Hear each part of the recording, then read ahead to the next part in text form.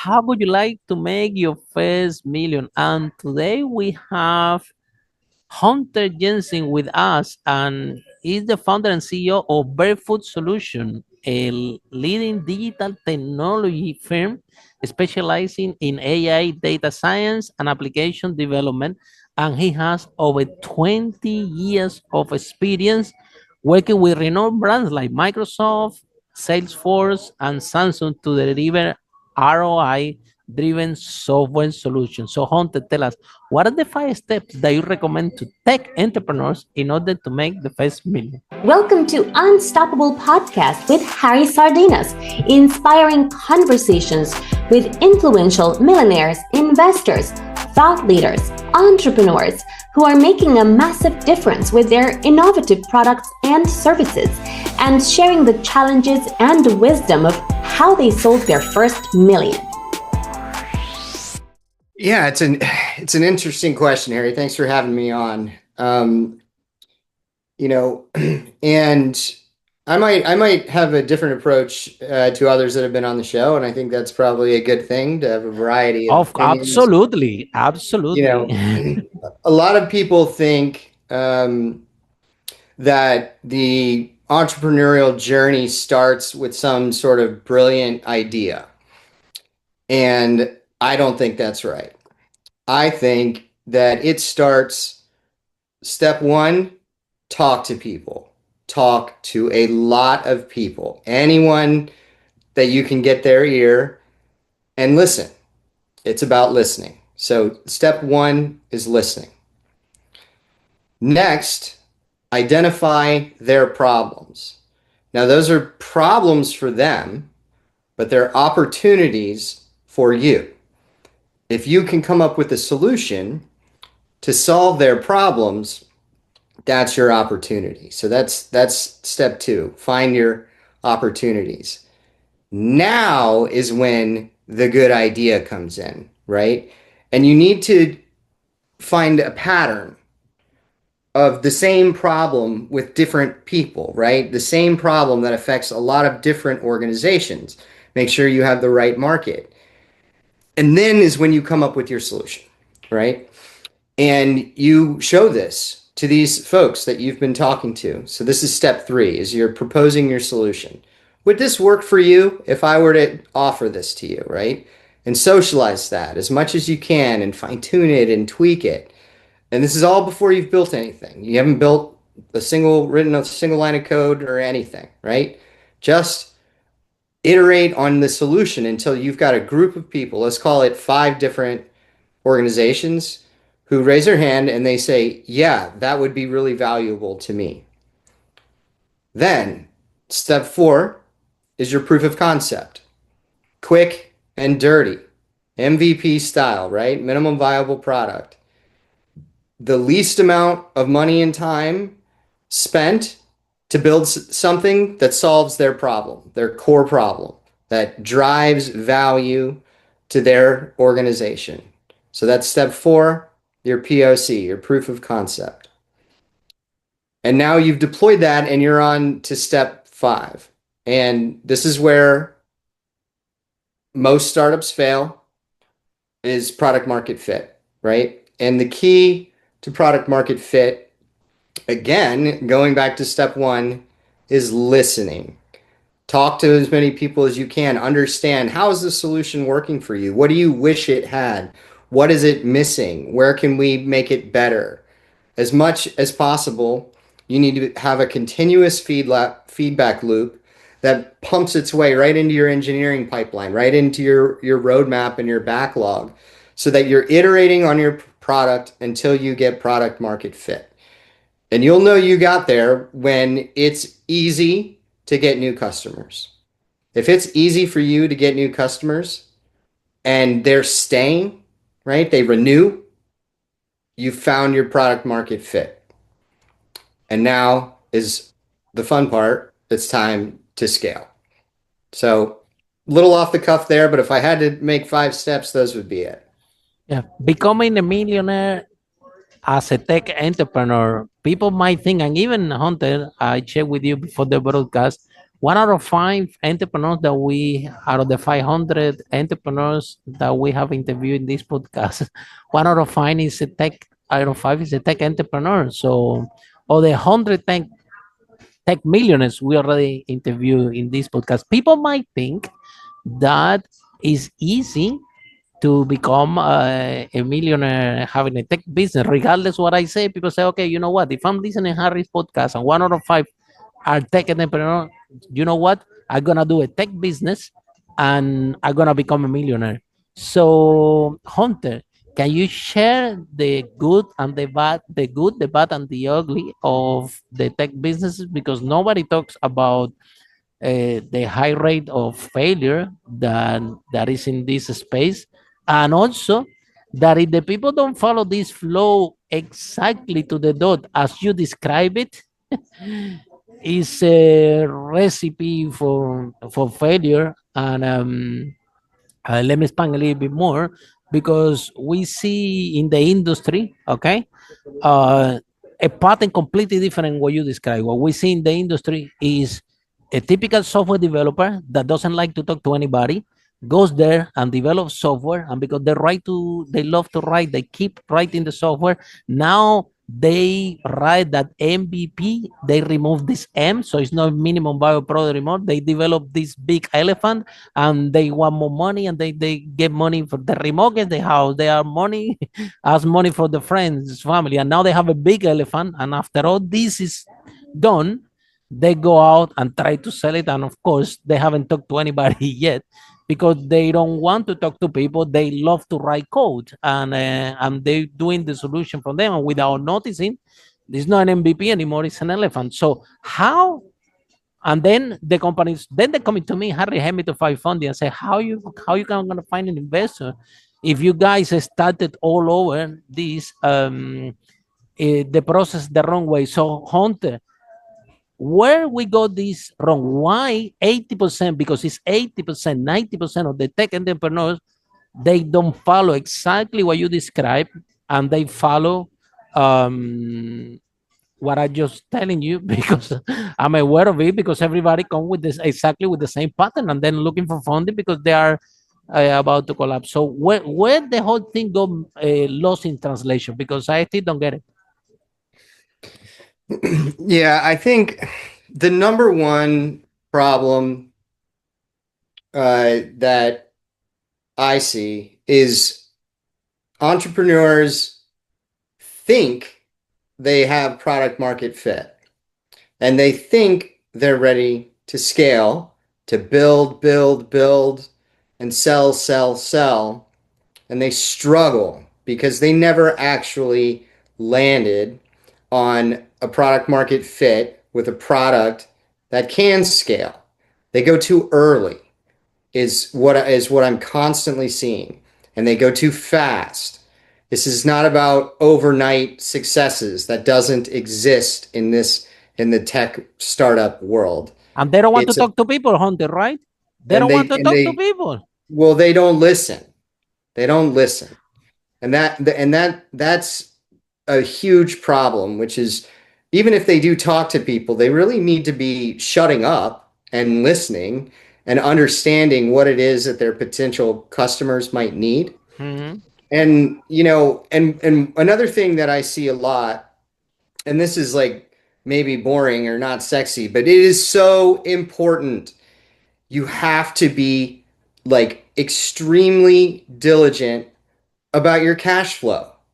Okay, there's not another white knight investor coming in to save the day if you blow through your capital. And that's why, I'm talking about step 4, right? Building a proof of concept. And I said as quick and dirty as possible. That is to preserve capital, because you do not know how many iterations you're going to need before you get product market fit, right? It might take a while. You might go off on little tangents It's and not get a it 100-meter wrong. race. It's a kind of a marathon, right? It is a marathon. It's not a race. And so you need to make sure that you have enough fuel in your tank, right? You can't sprint the first Mm, mile because you're not going to make the other mm, 25.2 of them. And mm. so, and in that metaphor, that's capital, right? And so being extremely careful and diligent about how you're spending your capital, about how long your runway is at your current run rate, understanding that deeply and knowing precisely the milestones that you need to hit to get to that next financial inflection point, whether that be a new round of funding or self funded because you're earning enough revenue to fund your operation, which is better in a lot of cases, right? The more equity you can preserve, the better off you'll be in the long run. Even if it means you're moving slightly slower, a lot of times that's a better choice, is to be able to self fund with your own revenue, and then you can grow predictably. So that to me is the number one thing is they just run out of powder and they think there's just money's just going to be there, but they haven't proven their product. They don't have traction yet, and there's no money left. And that's when Talk, they shut down. I've seen it so many times. talk to people and listen. Look, Hunter, out of your 5 steps, you have 2 steps that talk only about listen. At the Just beginning, list.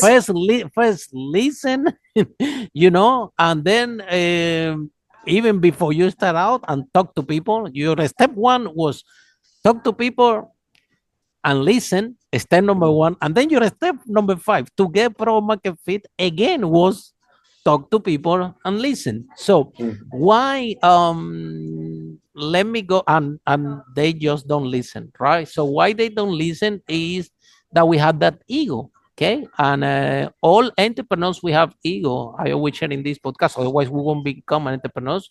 We think that we can do better. Okay, so that ego is there.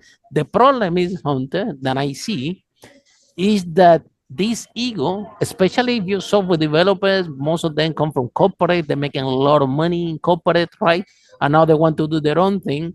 So now they jump into the space that they think they know, they think they have the recipe. So jumping to develop a tech solution with that ego, right? And then of course when you talk to for them to listen, okay, and to talk to people, they have they're software developers, so we can agree that developers and they have a high IQ, right?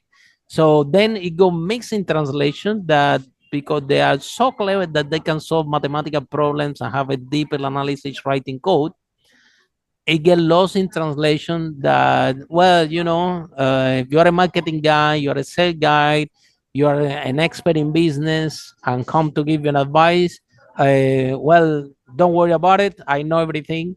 You need to tell me that my product is going to be so good that it's going to sell by itself, so I don't need anything that you describing, my product is just different. And it's frustrating, Hunter, how many times I see tech entrepreneurs just gave me this answer, and how many good products never seen the light because after 2 years, 1 year, when I hear about the company, they're gone. And how many good products had disappeared just because of um, uh, this challenge.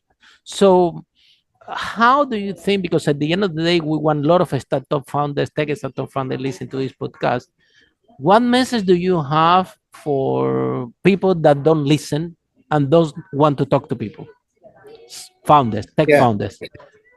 Yeah. So, you talk about ego, and I think that's true. And I think you have to have confidence in yourself to be successful as an entrepreneur.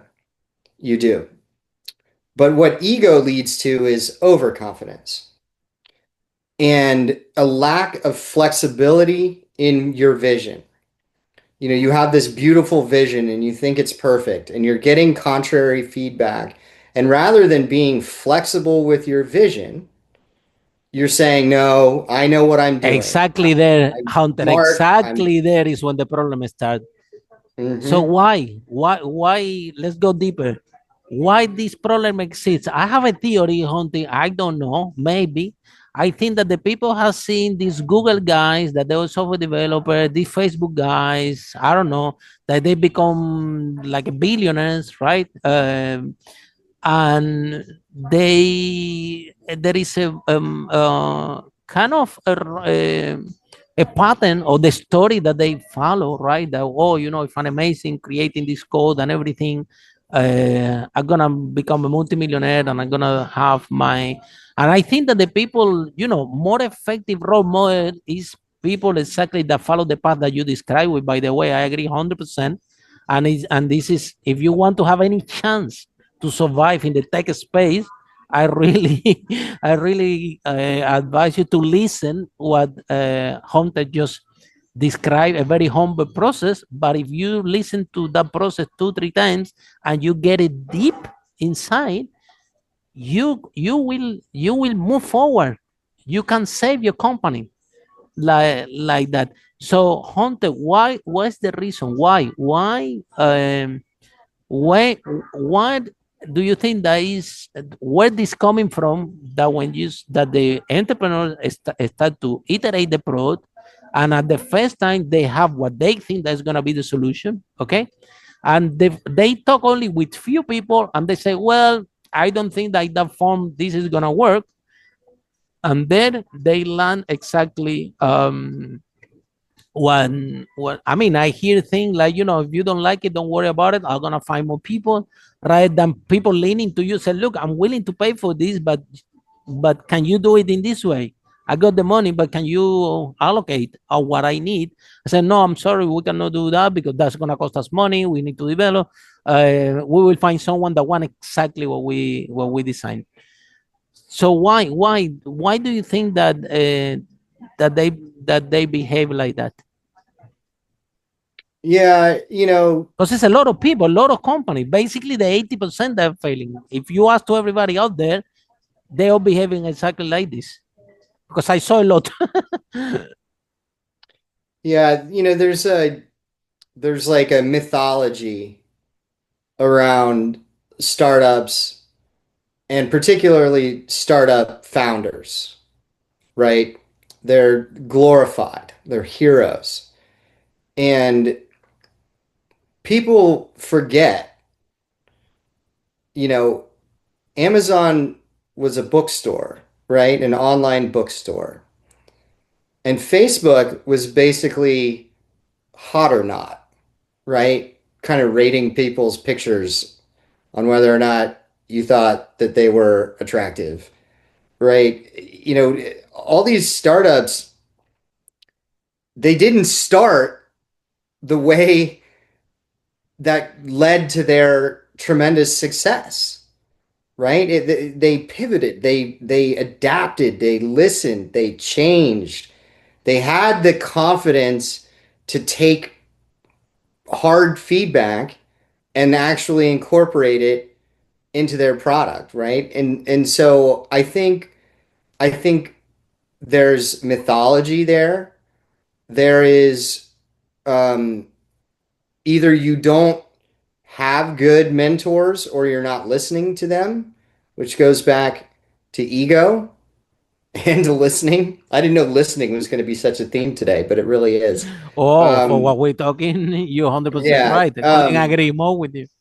yeah, and so we have to kind of push aside the mythology of being a startup founder and seeing overnight, million, billion, whatever in success and understand that they put in the work and it's work and it's hard and it's stressful and people are counting Oh, on yeah. you. Your investors are counting on you. Your employees are counting on you. Your spouse and your children are counting on you, right? And it's a lot of pressure and it's a lot of hard work. It's not just a brilliant idea. Everybody's got good ideas and everybody's got the same ideas. It's all about execution. right? And implementing, And yeah. And the that's speed of that's the what. implementation. Mm-hmm. That's Yeah. right. That's That, right. so, Hunter, out of the 500 millionaires that we interview in this broadcast, no one yet had come to tell me, Harry, guess what? I invented this product. And exactly how I created, I went out and sold millions. Nobody had come with this story yet. Doesn't. And I already lost hope. Yeah. Mm. You design a product, and that product you have to pivot, you have to iterate. And especially if it's in tech, is so sometimes the amount of iteration that you have to do. Yeah, somebody made once here in this previous podcast the story about Slack, right? Slack started as a gaming. It was a game. The founder Mm-hmm. want to create the game, right? And then this Slack thing was something that that was on the side to manage the projects inside the company. That were they developed their own project management thing, and that was inside the company. Little did they know that the people what they want to pay for. And it was actually that tool, another game that it never come to life. It happened to them twice. The first time they tried to develop the game, and they designed something to deal with pictures, and they sold that to Yahoo for a lot of money. And then they come back and say, okay, now we have money, let's do the game. They come back, they couldn't deal with the game, and then Slack was the solution. So when you're on the space, Hunter, the listening, because those guys definitely they will listen. They were not stubborn. Okay, they say, okay, we're gonna develop a game, but if somebody come and say, listen, the game is not working, you need more fund, this is not gonna get, and they are like, well, uh, what do you want to pay for? I said, no, this part, which is the image, this is good. And I'm Yahoo, I can't pay you this. Can you work a little bit more on this? I'm happy with. And they say, you know what? Let's pause the game. This is what we have, and this is what the clients. So they were not stubborn. They saw that, and then they came back. And even that they want to develop the game for the second time, somebody came and said, listen, I don't know about this game, but this thing that you have here, it have potential. And they move all the time, money, effort, and energy to keep developing Slack, and look the evaluation they have today. So uh, you are on the space, and you're talking to people and listening to people, but that flexibility, Hunter, I think that the tech entrepreneur out there, they have this idea that I have this product, and this is the product that's gonna change the world, and they are so in love with the product that the ability to pivot, the ability to change and to listen the market, um, get less and less importance. And they always say, okay, you know what, I cannot iterate and pivot this because it's expensive. But if expensive, Hunter, in my opinion, because right that they create an MVP like you described, everybody forget the M.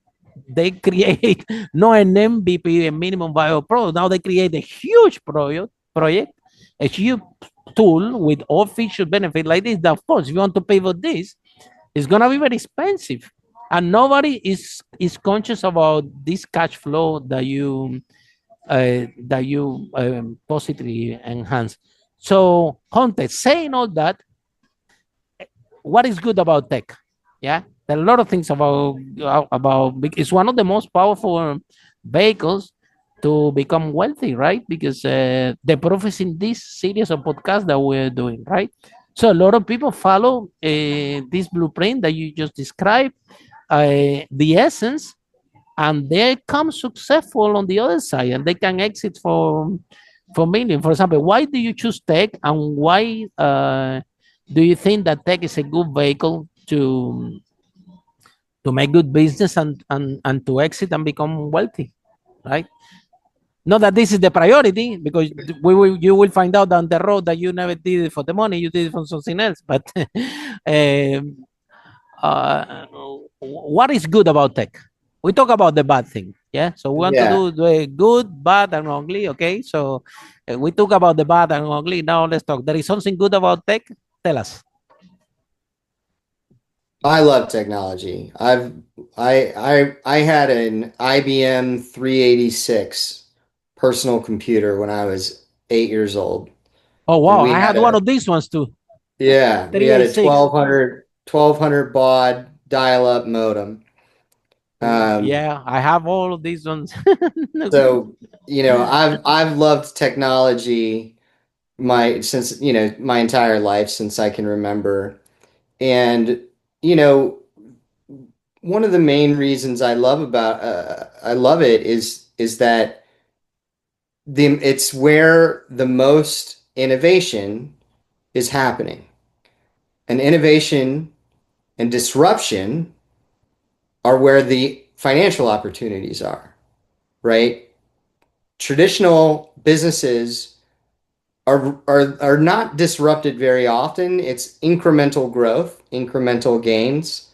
Get a little bit better at sales, get a little bit better at marketing, get a little more efficient in your operations. And those are incremental.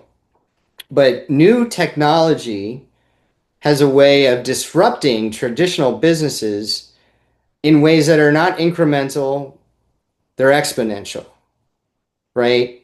What Uber did to taxi drivers is so massively disruptive that there was not it wasn't a better taxi service. It was a completely different thing that was way more valuable. And and the opportunity is that whatever it is has not been possible for that long because it relies on new technology. And so somebody else hasn't already done it. It's new. It wasn't possible. Uber would not be possible before the App Store, right? And so you have to lean on the new to find your disruptive opportunities. And that happens in tech and in software right now. I mean, right now it's AI. That's where the new technology has the potential to be massively disruptive to business. That's what's good about it. That's what I love about it. And scalable, Hunter, right? This is one thing that I love about tech, that when you reach there and get to product market fit, and you can scale, your product can become can go from local to global really really fast, more than the traditional businesses, which is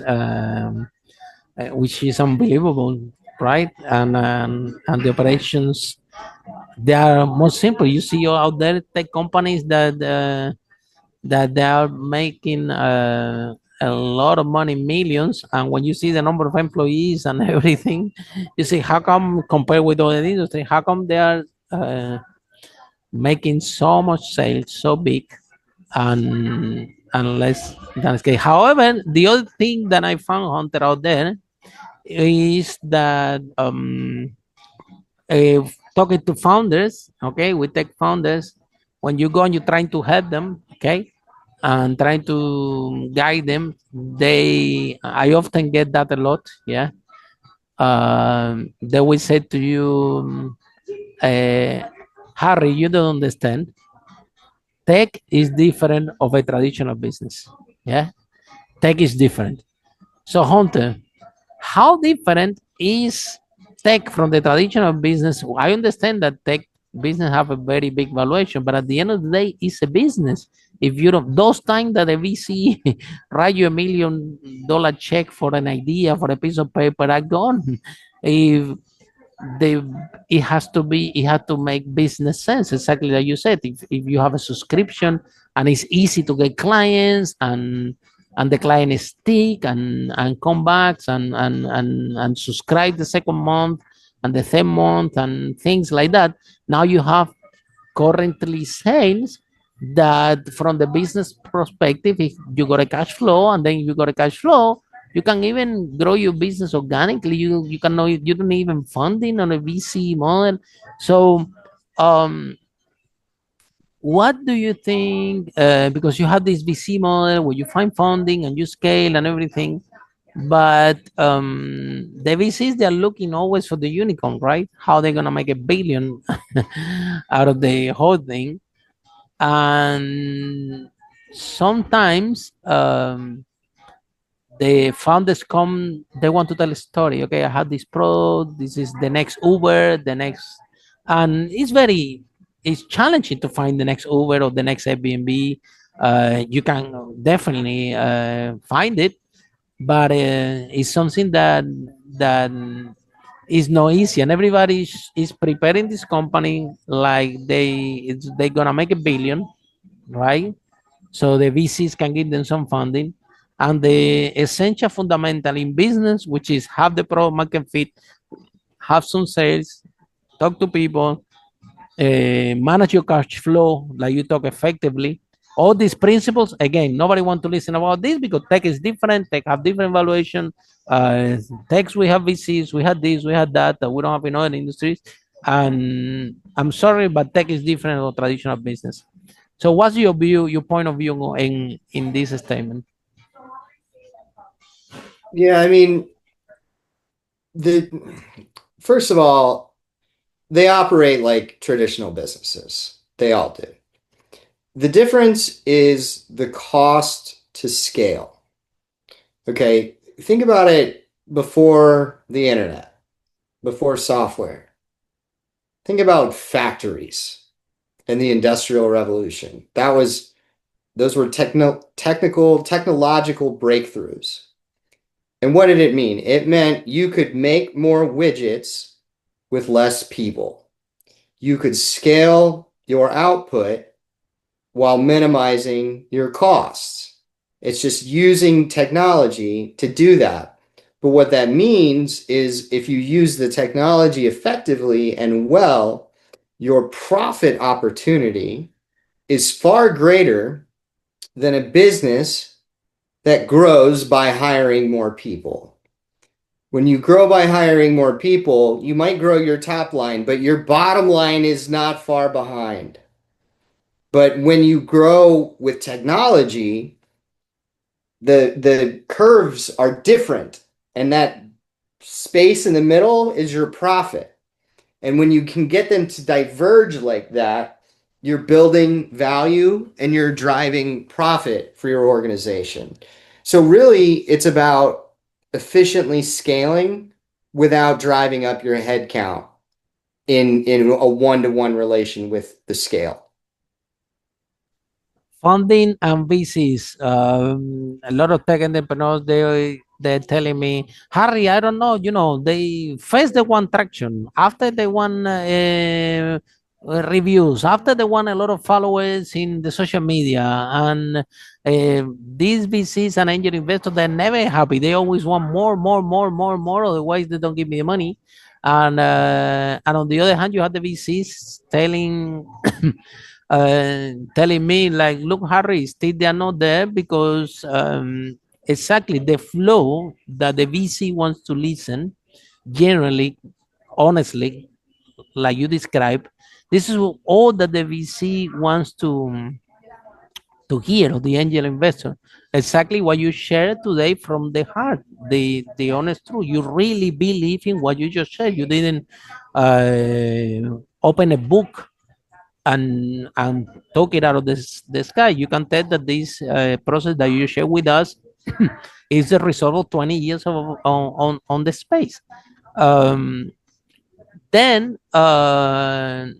tech founders, maybe they think also that VC are stupid, right? That they're gonna go and they're gonna tell a story, and the other ones, and probably they are VCs for a reason. Is probably they exit tech companies before, and they want to have new tech entrepreneurs, so they really can tell when genuinely somebody believe in this process that you just share with us in order to scaling up to the next top and to get pro market fit, and when actually they are repeating this because maybe they listen to this podcast and they say, okay, fantastic, Hunter said this, so I'm gonna learn by heart that, and if I pitch this to the VC, that's gonna work. The thing is that the VC can see, the angel investor, the VC can see if you honestly believe in this process or you just sharing it just because you want the money to to go and do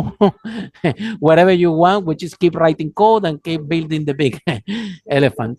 So, what message do you have for the founders out there that they are stuck, they are frustrated, they are looking for funding, and they all they do every day is try to look for more investors, for more VCs, and they are only relying in that solution. That's the only solution they have to save the company.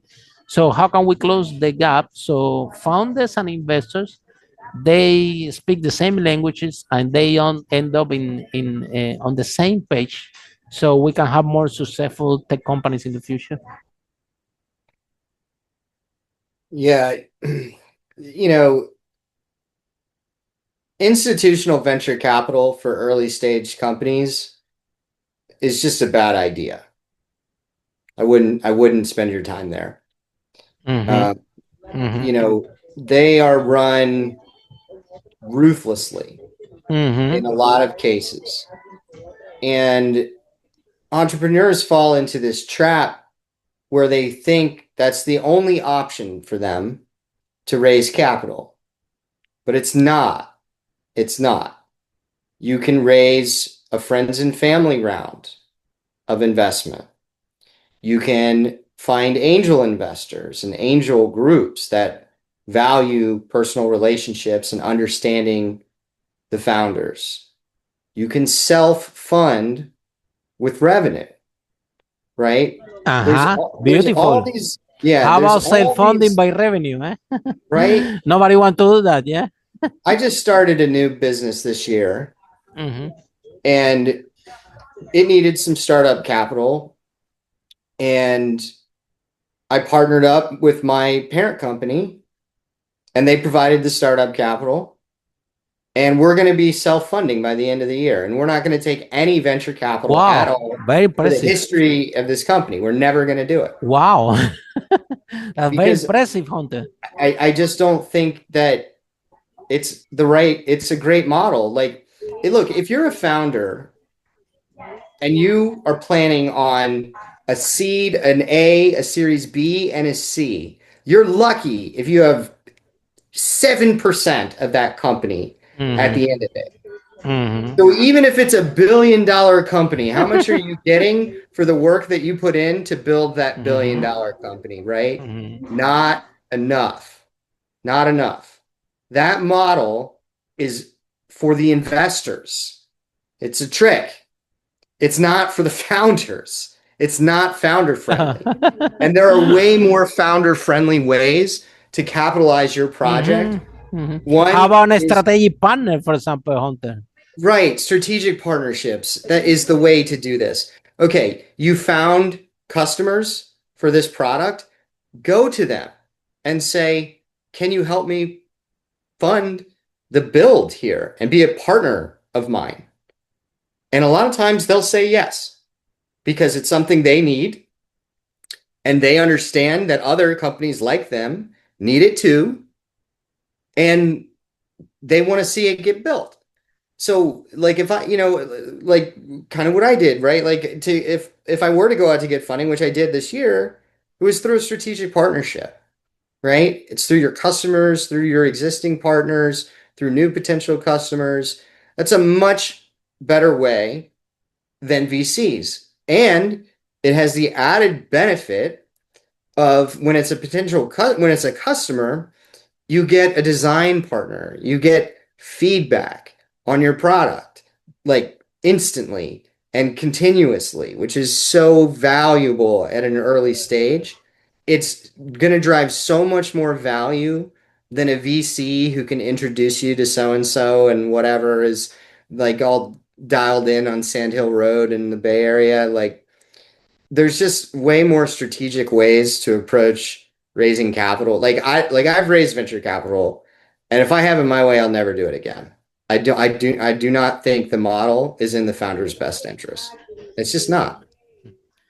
So, and then Hunter, after 20 years of experience, and you have working in the tech space, Now, last year, I mean, you don't need it. Okay, you already been a lot of time on the space, and now again, knowing because you know what you're getting into. You know, the that's gonna be pressured. That the process of product market fit is not something that that is particularly a flawless process. It might take some friction, might take some nights that you won't be able to sleep thinking, and you have to be very careful and listening careful because finding the first client, we also see this problem in the tech space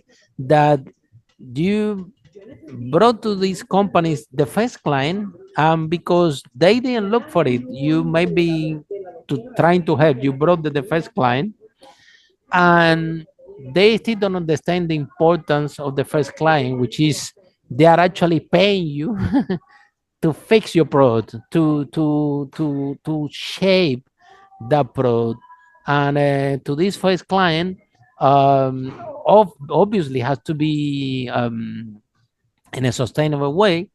But the more you need from this first client is no money, is just the feedback, what they actually want and what they're ready to pay. But saying that, Hunter, when you have a startup and nobody knows you and you're trying to get product market fit, a lot of people can come and they tell you a lot of things. No, I should be like this should be like this should be like this, but nobody pays. The only one that is paying is the first client. So, how much value do you put in your listening now today that we're talking? I didn't even know that we're going to talk a lot about listening today. Uh, how much in the decision making process you value the client that is paying versus if the client that is paying you, you develop A, and they say, look, Hunter, can you please pivot to C? I cannot pay you that much because I'm short of cash, but I can cover your costs and you can make a little bit of profit. Yeah, but from A you have to pivot to C. But then coming people that are not paying you say, no, no, no. But if you do E, amazing, I'll buy from you. And so what do you choose? How you do it? Because sometimes you don't know what to pick. Once you have paying customers that are good paying customers, that's all you, those are the only people you listen to. You know, with this new thing I've started, um, I'm offering it to my first 8 customers at 10% of the price that it will be. Wow. So if you want to put a Amazing. number on how much I value, but that's with the understanding that they're going to meet with me and my team regularly, monthly, for a year, Ah, wow. just to get Amazing. feedback. That's Wow, the I love discount. this model. I love it. 90% off, but you meet with us monthly to give us feedback and discuss what you'd like to see, where it's not working for you, all of these things. That's how much I value it. Wow, It's Hunter, brilliant. I love it. Amazing at this strategy. stage, Wow, it's I the love it. most important thing. It's the most important thing. Customer feedback. And added bonus, now you have your case studies.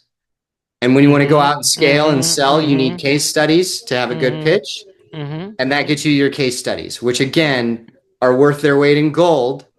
And so I'm happy to give this away. They It's a have to pay. win-win situation. Yes, yeah, They they have to have to pay. pay because they pay, Hunter, they're committed. They're committed. You cannot give it for free. Or some No, people say, no, let them pay at least $1. No, no, because they have to pay a meaningful the, amount. exactly. So they are Yeah. committed. So they're Uh, committed to it and mhm, they're committed to going on this journey together. That's mhm. important. But again, I'm like, that's how much I value it is I'm offering it at a steep discount for 8. And that's it. Wow, 8 wow. clients. And then it goes up back to 100%.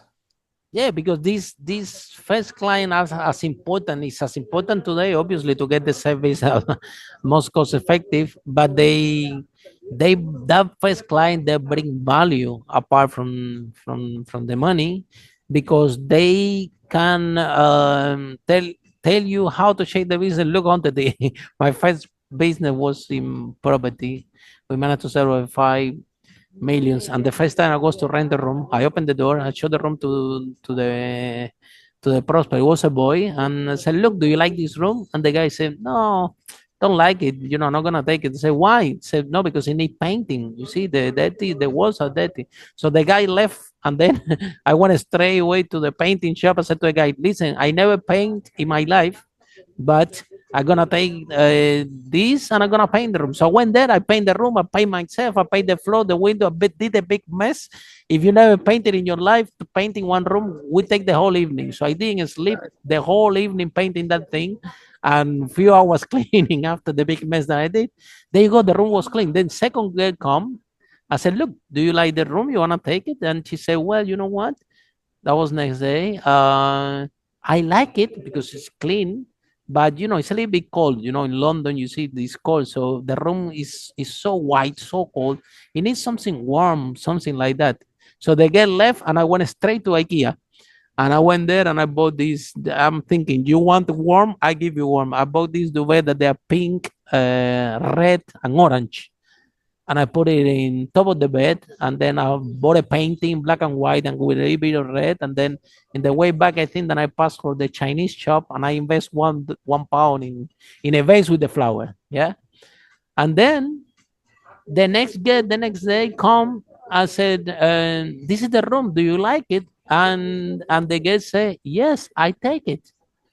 And that was history. That's how we started, and we sold 5 million hunters. So the product was not how I envisioned it, and they didn't want it in the form that I envisioned it.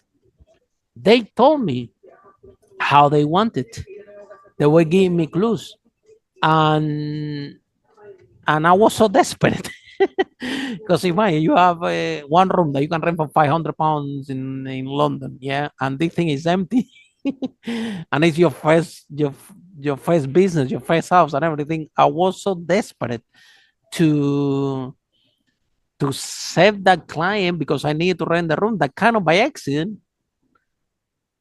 I listened to them, and it works. Uh, so the listening and I think that this is the it doesn't matter which business you are, right?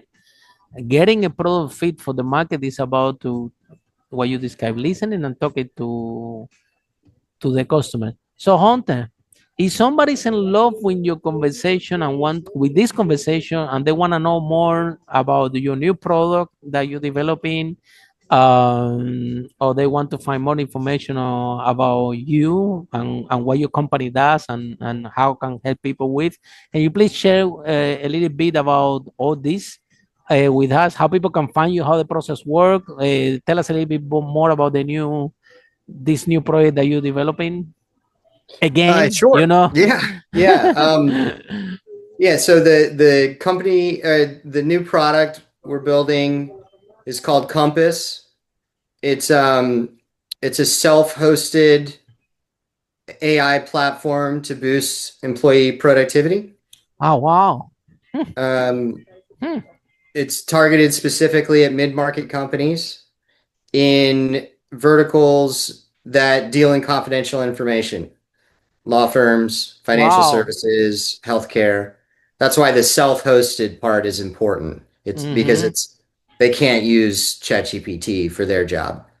Mm-hmm. Um, you can check it out at barefootlabs.ai, which is the name of the new company is Barefoot Labs.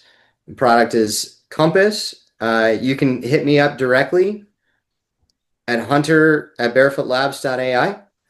And in the email, say that you heard me on Harry Sardinas podcast, and I promise I'll respond. That's my thank you to you, Thank you Harry, so and to much, the Hunter. listeners for listening. Really If you appreciate it. mention that you heard me on this podcast, you will get a response from me, a thoughtful one. Um, but if you don't, I might ignore it because I get a lot of emails. But hit me up and also check out my LinkedIn. I have a lot of content on there, a lot of like podcast video clips, Hunter, and how they can find you in LinkedIn for the people listening in the car? They. yep, just look for Hunter Jensen, Mm-hmm, or Barefoot Solutions or Barefoot Labs. mm-hmm. It will not be hard to find me. There's not many out there with my name, Uh-huh. uh, and none of them have a beard quite like this.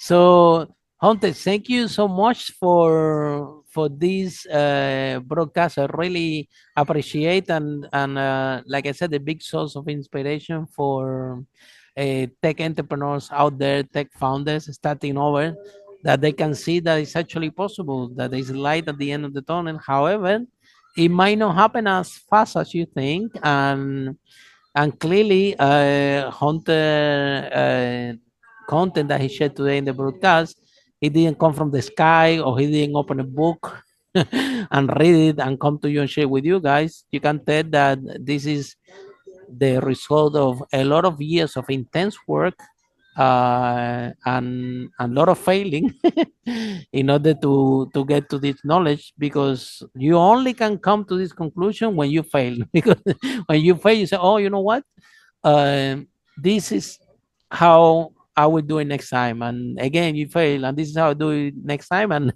20 years down the line, there you go. You have a flawless process that if you listen and leave your ego on the door as a tech entrepreneur and listen to people that actually made it, uh, you you can't even imagine the bright future uh, that is for you in this space. Be humble, listen. But Hunter, last question, right? Tech, right? First it comes the .com, then it comes the Facebook, which is the dynamic. First it comes the website, then the Facebook, which is kind of interactive website with database, newspaper. Then after it comes, I don't know, it comes the blockchain, and then it come in the NFTs, and then it come in the metaverse. And tech is always like there is a new flavor of the day. And people might think that this AI thing, oh, don't worry about this. This is a new flavor of the day in tech. It will pass like all the different trends that is happening in technology across the years. We have the cryptocurrency, you had this, so it seems that it's always something new in tech that is a shiny object. But do you see AI like something that is a shiny object, or actually one of the most powerful revolution that is out there in technology, that can be actually compared with the industrial revolution that you described before? Do you think that AI is going to be a revolution, or it's just a new flavor of the day in tech? So, right, a lot of people think And that, what's the difference, and why, Hunter? yeah, a lot of people think about it as on the timeline of the digital revolution, right? Like the internet, e-commerce and .com, social, mobile, IoT and connected device, blockchain, crypto, AI. That's how people are thinking about it right now. And that's wrong. Yeah, I It's dead agree. wrong. I agree. Exactly. This is how they're thinking. Yeah. This is on the timeline of human evolution, fire, agriculture, printing press, industrial revolution, internet is on there, and AI. That's the timeline we're on right now. Wow. Wow. If you're if Powerful, you Hunter. if you are sleeping on AI, you're about to get smoked. Absolutely smoked. The reason I built this new product is because my old business model of selling engineering time, it's not going to last. Mm-hmm. It's not going to last for, Outdated. yeah, it's not Mm. going to work anymore. And I've had that same model for 20 years. And Yeah. so, but I saw it coming and I adapted, and that's Mm. why I And built this pivot. product. And Yeah. pivoted. Yeah. So this is the fifth one. We did web, then mobile, then IoT, then blockchain and crypto, and then AI. But with AI, I had to completely change my business model. It wasn't just new source Mm-hmm. software. Mm-hmm. There So you go. There you I go. cannot possibly over stress the importance of paying attention of what's happening specifically with generative AI. AI has been around a long time. Generative AI is, earlier I talked about disruption. It Mm-hmm. is the largest disruptor of the world in the history of the world. Yeah. Full stop. Pay Hunter, attention. yeah. Hunter, briefly, can you shed the difference between AI and generative AI so some of our listeners can understand a little bit more? Yeah, sure. So, artificial intelligence is a umbrella term that covers a lot of different techniques, including computer vision and machine learning and neural networks and deep learning, and even some robotics. Like, it's a broad term. Generative AI is what's new. Uh, ChatGPT opened the eyes of the world to generative AI in November of 2022, which actually came from a research paper published by a Google researcher in 2017 called Attention is All You Need, which is the discovery of the transformer model, which is math. It's algorithms. That's why it's a discovery, not an invention. It's always been there. We just found it. And the T in GPT, it's generative pre-trained transformer. It's a transformer model. What these have done is using machine learning, which used to have to be linear, can now go in parallel, has opened up the possibilities of what we can do with machine learning and enabled the ability to create large language models, which create text, diffusion models, which do video, images and video and all the rest of it. They create new things, and that's why it's called generative AI. Previously, it was mostly about prediction and machine learning and neural networks that predicted things, Mhm. but now it's They generative. can generate something. It's They can creating generate an outcome. creating It's a things. creating. Right. Yeah. That's the difference. Was amazing, Hunter. Thank you so much once again. I really appreciate it. And for all of you following the broadcast, see you in our next episode of Unstoppable, how brave entrepreneurs like Hunter break the wall and achieve the first million. Bye for now. Follow us for more interviews with world's most influential, audacious entrepreneurs that overcame challenges and adversity, providing you with the blueprint of how they sold their first million so you can grow your business exponentially.